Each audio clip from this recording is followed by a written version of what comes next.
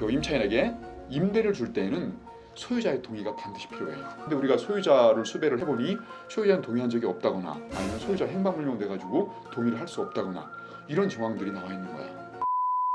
네, 안녕하세요. 행꿈사의 빌리언입니다. 오늘은 지난 영상에서 한번 소개해드렸던 반포 썬데일 아파트에 대해서 저희 대표님과 말씀을 나눠보려고 자리를 마련을 했습니다. 안녕하세요. 정승재 변호사입니다. 네, 반갑습니다. 이 수익 모델이 굉장히 한번 들으시면 정말 수억 원의 가치가 있는 그런 수익 모델인데 오늘은 깔끔하게 풀어드리도록 하겠습니다. 지금 감정가가 21억이지만 지금 시세만 봐도 35억 정도 되는 물건인데 그 당시에는 한 10억 원 정도의 낙찰을 받으셨고 실제로 들어간 투자금은 세금 포함해서도 한 2억 원 정도밖에 안 들이셨더라고요. 10억에 낙찰 받아서 뭐 세금까지 치고 그러면 11억 정도. 네. 근데 대출을 9억을 아주 저리로 받았죠. 그러니까 실제 들어간 돈은 2억. 근데 지금 시세 차익은 거의 24억. 네. 또 저희가 소장님을 직접 만나고 얘기 들었을 때는 전세도 한 25억 정도 25억. 받을 수 있다고 하시더라고요. 그러면은 양도세 안 내고도 전세만 놔도 15억 정도가 순수하게 차익이 나는 네. 어마어마한 물건이죠. 네. 부럽습니다. 이런 물건 받고 싶죠. 네. 보셨습니다.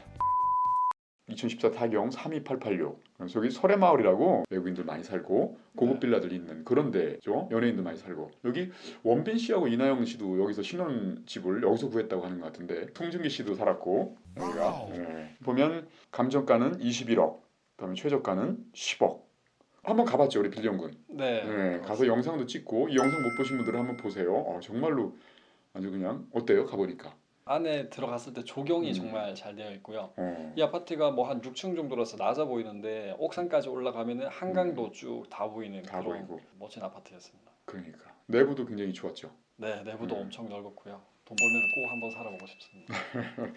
그러니까 이런 데인데 여기 1층이니까 1층인 좀 별도 이제 좀 낮게 가치가 평가가 되잖아요. 네. 그런데 1층이지만 안에 정원, 그다음에 뭐 데크 뭐 이런 것들을 이 호수가 다 활용할 수 있어가지고 그런 게 감정 평가가 안 되다 보니까 좀 감정 평가 낮게 잡힌 거죠. 네. 그때 당시에도 시세는 한 27억, 28억 정도 그렇게 됐던 거죠. 그거를 이제 우리가 10억 8,300만 원에 받은 거죠. 80% 대출을 받고 하다 보니까 실제로 들어간 돈은 2억. 뭐 무슨 문제가 있었을 것 같아요? 제가 듣기로는 워낙 유명한 물건이라서 유치권에 관련된 음. 거라고는 들었습니다. 그래서 여기 지금 경매 정보지를 보면은 감정 평가사에 이제 유치권자가 존재하고 어떤 종합 건설사에서 피담보 채권이 13억 9천만 원 있다고 신고를 했고 심지어 그 신고한 게 서울 고등법원에서 확정 판결까지 받았다면은 이게 실제로 존재하는 유치권이지 않습니까? 유치권이 존재한다는 거, 그것도 고등법원이면 뭐 거의 대법원 밑에 급이잖아. 네. 그러니까 이게 서울 고등법원이면 난다 긴다는 그런 판사들이 유치권이 네. 존재한다. 네. 피담보 채권은 13억 9천이다.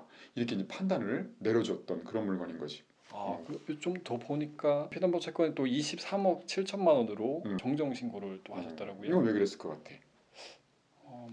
공사를 더 한 게 있는데 공사에 대한 이자 있잖아. 네. 판결 받으면 거의 20%씩 이자가 붙거든 2년 내내. 그러니까 이자가 이제 계속 붙는다는 얘기겠지. 그러니까 네. 실제로는 또 하나의 금액이 한 25억 이상 된다는 그런 얘기.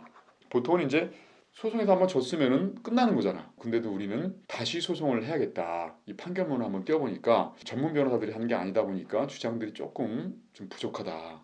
우리는 한 두세 가지 다른 주장을 한번 해보면 이길 수도 있겠다라는 생각이 좀 들더라고. 그래서 이제 한번 낙찰 받은 거지. 다시 한번 소송을 하겠다 이런 마음으로. 먼저 이제 유치권으로 하게 되면 이제 명도 소송 같은 게 진행을 하는 게 보통인데.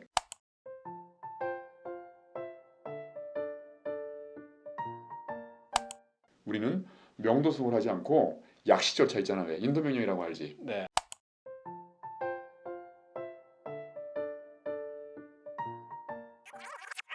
먼저 이제 유치권으로 하게 되면 이제 명도소송 같은 게 진행을 하는 게 보통인데 우리는 명도소송을 하지 않고 약식 절차 있잖아. 왜? 인도명령이라고 알지? 네. 간단한 거. 그냥 뭐 웬만해서 인도명령 안 나잖아. 유치권 있는데 불구하고. 네. 우리가 인도명령을 한번 넣었어.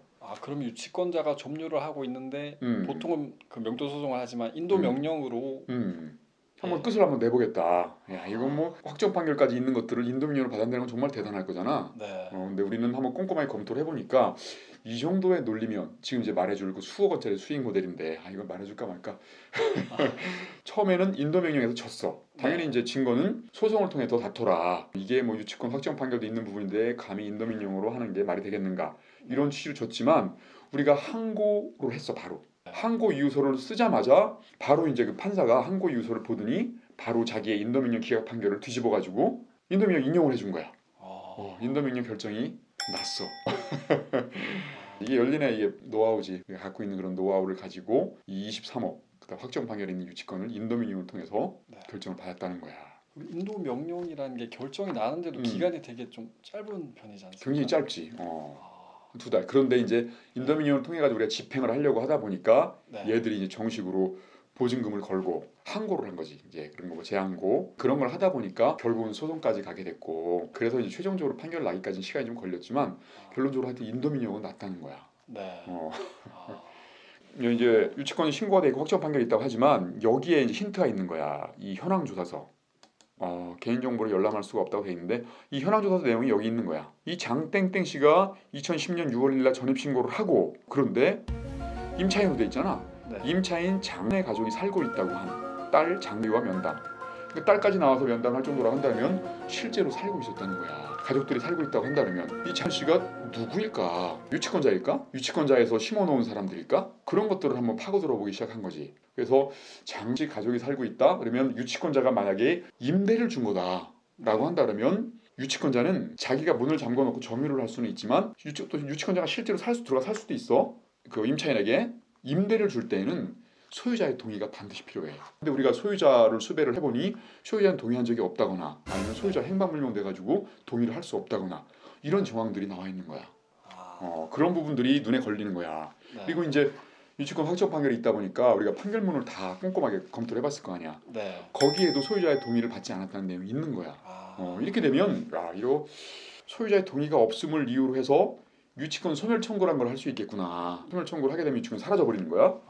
그거를 통해 가지고 소멸 청구를 하고 인도명령을 넣으면 바로 날 수 있겠구나 라고 생각을 했던 거지. 그렇게 해서 그 논리를 가지고 확정 판결이 있음에도 불구하고 바로 인도명령이 났던 거야. 어떻게 보면은 말씀해 주신 거를 그냥 정리하면은 공보 한 개로 지금 이 엄청난 20억에 넘는 거를 끝낸 거지. 결론적으로 이제 소송도 가고 했지만 그 소송에서도 이긴 거는 그 이유 때문에 이겼어. 그러니까 맥을 짚는 거야. 이렇게 유치권이 아무리 크고 확정 판결이 있고 뭐 날고 기는 그 변호사들이 뭐 했다 하더라도 전문 변호사가 아닌 이상은 핵심을 잘 모르는 거지. 그러다 보니까 엉뚱한 데서 그냥 뭐 허위 유치권자니 뭐니 이런 것만 주장을 하고.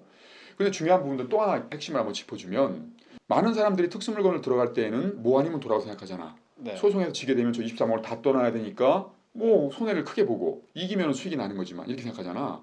그렇지만 우리 법무부 연리는 그렇지 않지.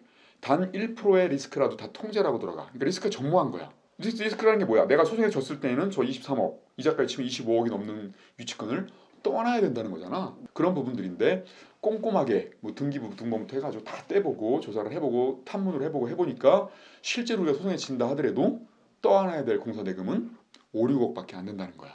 그러면은 그게 법원에서도 확정해준 25억 금액이 실제 다 공사에 쓰인 금액이 아닐 수도 있겠지만 이미 변제받은 금액일 수도 있겠고 그리고 이제 뭐 거기 이자가 포함된 부분들인데 뭐 이자는 안 떠안을 수 있는 법리 같은 것들 다양한 것들을 고려하게 되면 그리고 이제 호수별로 이제 나눠지는 것들 이런 것들 원래 유치권은 불가분성이라는 게 있어가지고 호수별로 나누지 않고 한 호수의 전체 금액을 다 청구를 할 수 있지만 특정한 조건을 갖추게 되면 또 호수별로 나눌 수도 있단 말이야. 그런 저런 것들로 가리게 되면 실제로 우리가 떠안을 금액은 5, 6억 정도. 그러니까는 이기면 5, 6억을 안 떠안고 지면 5, 6억만 떠안어. 그렇게 되면 이게 25억짜리 물건인데 11억에 낮춰받아가지고 5억을 떠안아도 16억. 소송에 져도 10억 정도 수익이 나고 이기면은 뭐 15억 수익이 나고 그다음 집값이 올랐어. 지금 34억 됐잖아. 이렇게 되니까 거의 어마어마한 수익이 나게 되는 거지. 리스크를 다 통제를 하고 들어갔다는 것도 하나의 키포인트인 거지. 경매인들이 항상 조심해야 될 게 이거야. 다른 데서 뭐 특수물건 할 때에 잘 모르시는 분들이 뭐 아니면 도다 뭐 이기면 수익이고 아니면 할 수 없는 거 아니냐 이런 것들은 그건 도박이지. 경매는 그렇게 하는 게 아니고 굉장히 안전하게 리스크 다 통제를 하면서 이기면 큰 수익, 지면 작은 수익 이렇게 보는 게 진정한 특수물건의 수익 모델이다. 이런 것들은 분명히 명심을 여러분들도 하셔야 되겠습니다. 이런 수익 모델을 배우고 싶으면 저희 이제 행컴사에서 강의를 들으셔도 되겠고요. 저희 이제 이런 유튜브를 통해서 그 수익 모델들을 그냥 막 무료로 알려주지 않습니까? 다음번에 또 빌리언 군이 조르면 또 다른 수익 모델을 알려드릴 수도 있으니까 저희 유튜브 행컴사 TV 많이들 시청해 주시면 감사하겠습니다. 네, 여러분들께서 좋아요 많이 눌러주시고 구독 눌러주셔야지 제가 대표님께 말씀드릴 수 있는 힘을 얻으니까요. 많은 좋아요 구독 부탁드릴게요. 여러분 다음 시간에 또 뵙겠습니다. 저는 정충진 변호사였습니다. 네, 빌리언이었습니다. 감사합니다. 감사합니다.